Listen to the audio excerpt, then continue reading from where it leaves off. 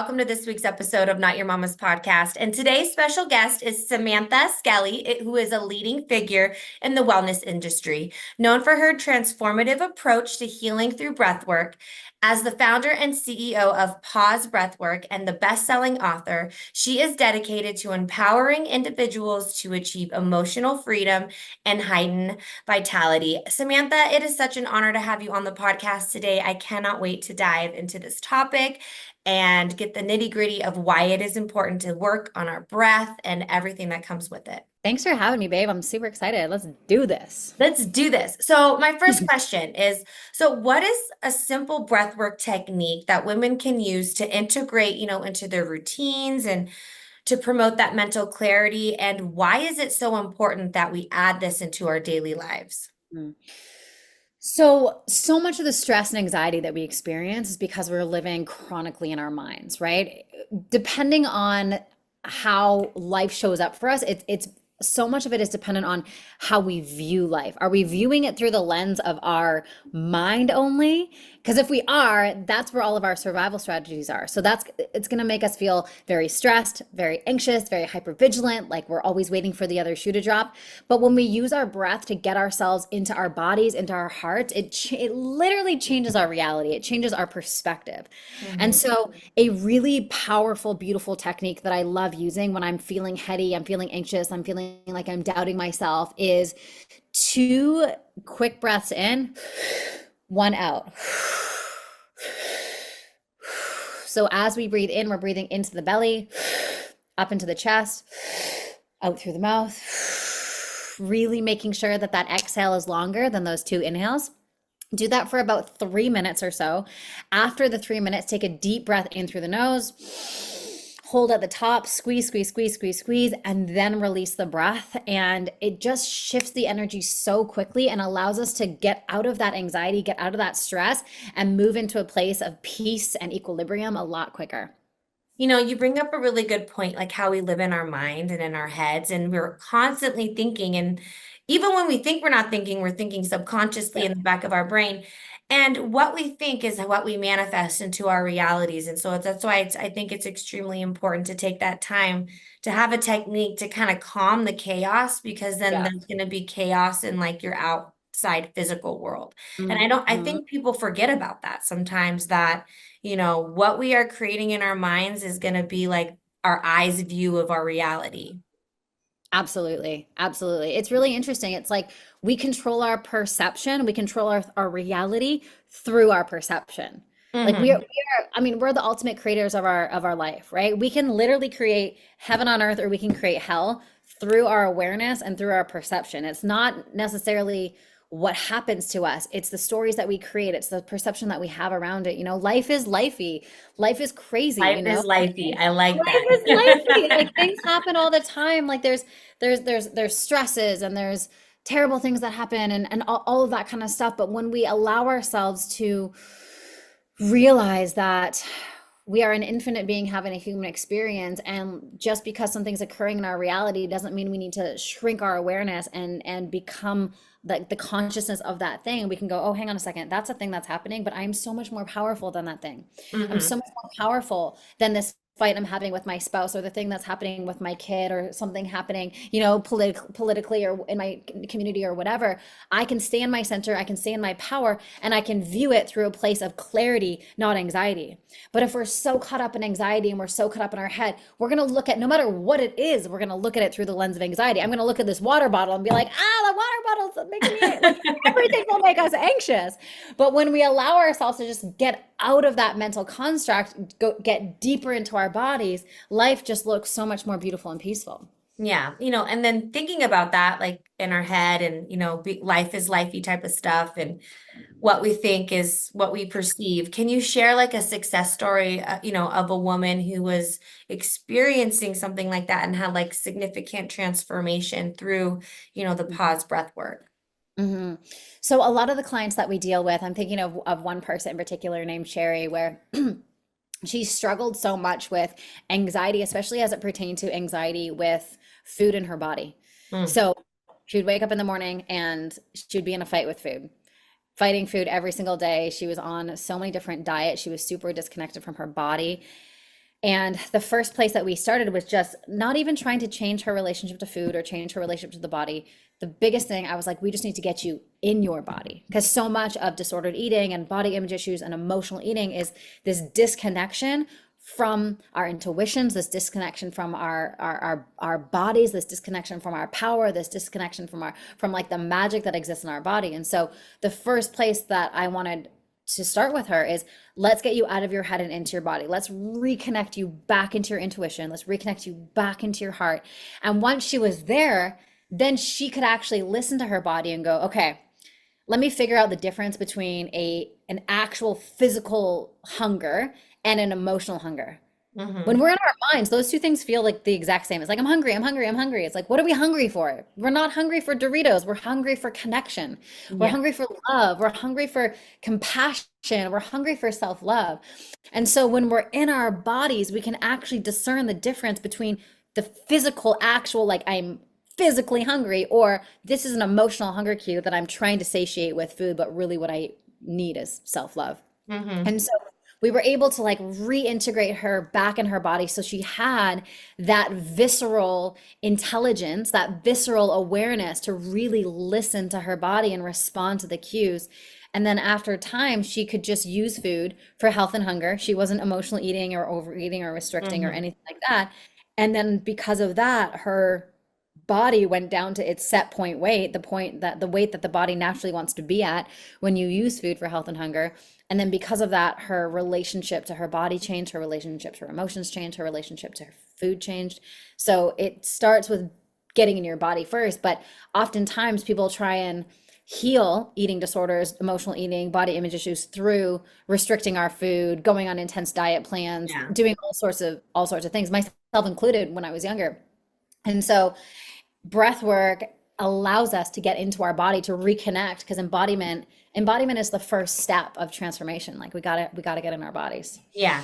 And I think a lot of us are floating outside of our bodies, especially in this day and age with the electronics and, the world is changing so fast and Yeah. people are more concerned about, me type of stuff, but not like, I don't know, like even Yeah. just like listening to your own intuition. Like I know it's something I'm still doing all the time. And it's like, damn it, I knew it. I knew it inside and I didn't listen to myself. Yeah. How many times does that have to happen? Yeah. And it's like, and it's Yeah. like they also say too, like, if you're like being really clumsy a lot more and like dropping things, like it's kind of a sign that you're not really like centered and like within yourself. So it's like a good time to really take a step back and maybe do some breath work to like realign Yeah. yourself and like you said, come into your body because we really are kind of like all out all over the place and not inside and just looking for external validation and value and things to fulfill those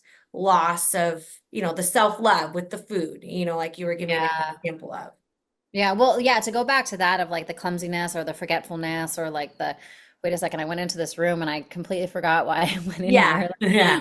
Whatever. Or like you're driving and you're like, How did how I did I, get here? yeah, how did I just end up here?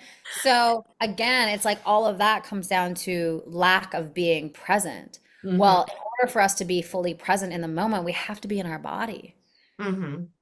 you know? Totally. And so oftentimes people have this resistance to being in their body because they don't want to feel their emotions.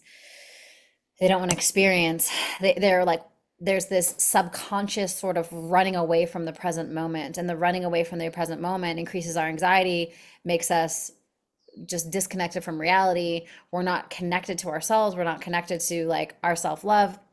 And we're just kind of going through the motions of life, but we're not actually living. We're just kind of surviving. Yeah. So breathwork allows us to get into our body so we can begin to really thrive. We can feel love. We can feel bliss. We can feel the connection to infinite intelligence. We can be present. We can be grateful. We can have all these like beautiful, juicy, amazing, gorgeous feelings that we all desire to feel, but sometimes we don't know the pathway. And so in my experience, the quickest and most profound way for us to get into all those feelings and get into all those experiences is breath work. And I remember about 15 years ago when I was struggling with disordered eating, body image issues, same thing with my client Sherry. My first company was called Hungry for Happiness. So I did a lot of work with like emotional eaters and body image issues and things like that. But when I was first starting out, there was this like complete disconnection from myself. And I just kept putting band-aids on bullet wounds with like Mm-hmm. things that I thought would help, and nothing really did. And it wasn't until I discovered breath work and I was like, oh, wait a second. My breath not only heals the trauma in my body, it reconnects me with myself and it drops me to this present moment. And for so long, people said like just go meditate, try meditation. And I'm like, I can't do it. Like it was, I think maybe my ADHD or the fact that I just hated feeling my emotions, it was really challenging for me. So Mm-hmm. breath work was sort of my pathway in, because breath work was this like active practice, right? There's a intentional dynamic practice that we're doing in order to get us into the benefits of meditation, but we're not just sitting there passively doing nothing. So Yeah. like I always say, like breath, if you can't meditate, breath work is for you. Yeah. And I do have like a thought, like a kind of a question. So it's like, what are your thoughts on people like taking like the pill to mask their emotion in terms of like their anxiety or whatever? Like, because I know we're a very medicated country. I think we're probably the most medicated one on Yeah. the earth. But like what are your thoughts on that? Like, do you think that things like that can be healed if people just take the time with breath work? Like, I don't know, just kind of Yeah. what your Yeah. thoughts are. It's definitely not like one Masking it. You're size. just masking it and you're not feeling it, you Mhm. know? Mhm.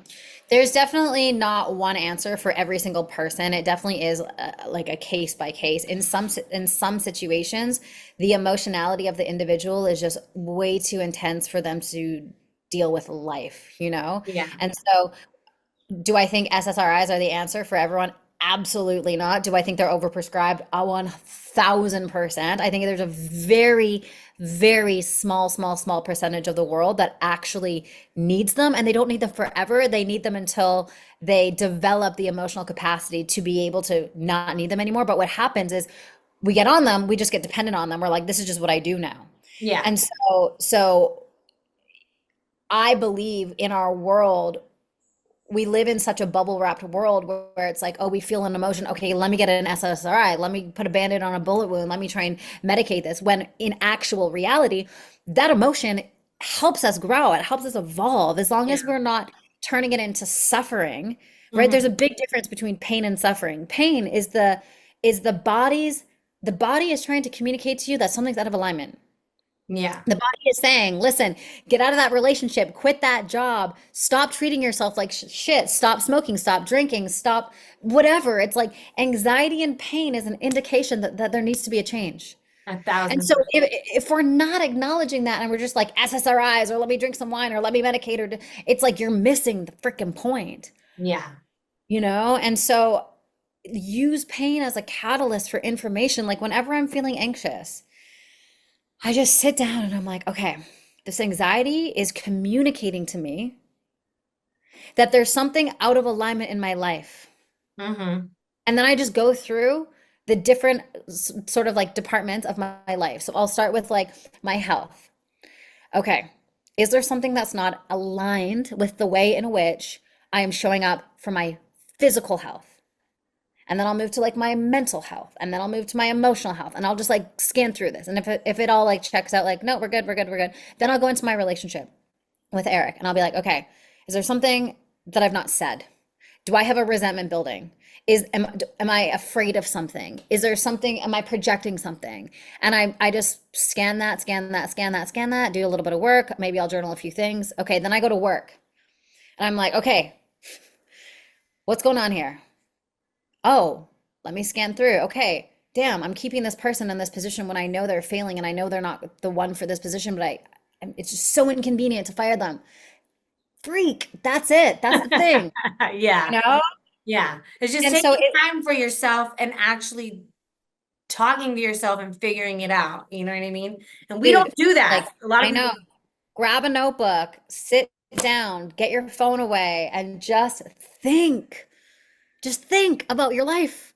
You know, like I'm always just thinking. Like not even, I'm not meditating. Yeah, no, I love it. No, I love it. That's what we're here for. I love that. So Samantha, it is time for the Power Mom Chronicles, and I cannot wait to dive into these questions with you and figure out what your answers are. So my first question is, what's a game-changing lesson life has taught you? The only way through is through. Like the Ryan Holiday has a book called The Obstacle is the Way. And for so much of my life, an obstacle would come up and I'm like, this is the problem. This is bad. We need to avoid this. And the biggest thing that I'm learning and continue to learn every single day is the obstacle is the freaking way. And we just got to move through Yeah. and use the obstacle as fertile ground to learn, to grow, to evolve, and become a better leader, a better woman, a better partner, a better human being. Yeah. And who and what inspires you? Mm. Mm. Mm. One of my dear friends, Lisa Nichols, she inspires the hell out of me. She's just amazing and such an incredible speaker. That's present for me just because I saw her speak the other day and I was like, dang, she's just world class. So she's amazing. And what inspires me? I feel inspired by innovation and visionary thinking and really thinking outside of the box and creating new visions for our world and new missions. Like the mission at Pause is to make emotional suffering optional, and I'm just inspired by that idea, and I'm inspired by the people who feel like that's a good idea, and they join the mission and become breathwork facilitators, or join our app and just release emotional suffering for themselves. That inspires me. Like big thinking. Yeah. And Yeah. offer a piece of wisdom for moms or anyone really striving to find their strength and voice. There's just so much power and intelligence that's locked away in your body. And when we get out of our minds and into our bodies through breath work, we get to feel it and experience it and completely change our life. I love that. And the best advice you've ever received. Feel the fear and do it anyway. Yeah, seriously. I feel like if you have a desire and a fear for it, just go after it because it's meant for you in some way. It may not unfold like exactly how you picture it. It's Yeah. probably better and works out more perfectly, but it's an indication in our bodies to go Yeah. for Yes, absolutely. Absolutely. Yeah. Oftentimes it's like, oh, fear. Ah. It's like, no, let the fear like not overwhelm and stress you out, but like use the energy of fear, transmute it back into power, and just lean in. Of course, it's going to be scary. Everything I do is scary. it. Yeah. You know, like the sometimes I get asked questions on podcasts being like, "How are you so fearless?" I'm like, "Are you kidding me? I feel fear every single freaking day. I just know how to use it. Yeah. I know how to like harness the energy and move it through my body and breathe it through my body and like shake it off. But like, God, I feel fear every day. Yeah, right. Like I wake up, I'm alive. I'm a fear. No, I'm just like Yeah. I'm just like Oh, Well, Samantha, it was such an honor to have you on. Thank you for dropping all of your insight and your knowledge. All of her links are down below in the show notes. Don't be shy. Go say hi. And I hope to see you all in the next one. Thanks for listening.